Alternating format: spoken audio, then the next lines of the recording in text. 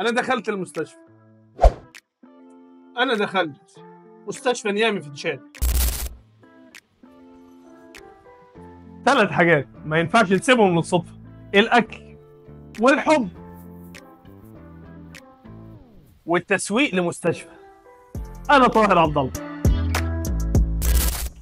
ما كانش التحدي اننا نعمل اعلان، احنا بنخلق احساس. لعبنا على الصوره الذهنيه زي ما بنقول، خليناها احنا اقرب ليك من اي وقت مضى. الكلمه دي حدثت فرق كبير جدا، حققنا من خلالها فوق ال 2 مليون مشاهده، وصلنا لاحساسهم لقلوبهم، مش بس وصلنا لعقولهم، لا ده احنا اخترقنا العقل، لعبنا على العقل الباطن عشان نوصل لنتيجه كويسه، وده كان سببه بفضل الله تعالى اجتهادنا، وان احنا نوصل لنتيجه زي كده في دوله زي تشاد، دوله افريقيه، وان احنا ناس كتير تزور المستشفى في فتره وجيزه جدا. ده كان سبب من الاسباب بفضل الله ان احنا نوصل لقمه في دوله تشاد بالنسبه لمستشفى نيامي التخصصي، ووصلنا. شكر يعني من مجلس الاداره على الجهد اللي احنا عملناه. خلقنا الصوره الذهنيه من الاحساس ولعبنا على الاحساس. احنا ما بنعملش اعلان ممول وخلاص، احنا بنخلق فرص، بنخلق حب، بنوصل علامتنا التجاريه اللي بنشتغل عليها تسويق مهما كانت ايه هي لنتيجه مبهره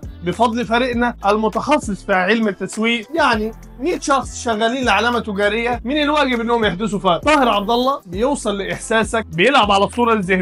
احنا ما بنشتغلش سبونسر، احنا بنخلق فرص، بنخلق صوره ذهنيه في العقل الباطن تبقى مرتبطه دايما بعلم التسويق. علم التسويق مش اعلان ممول، علم التسويق اعمق من انه يكون كده.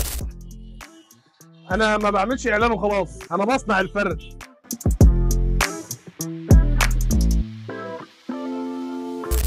فاكرين لما قلت لكم ان انا ميديا باير مش عادي؟ للاسف انا طلعت مش عادي.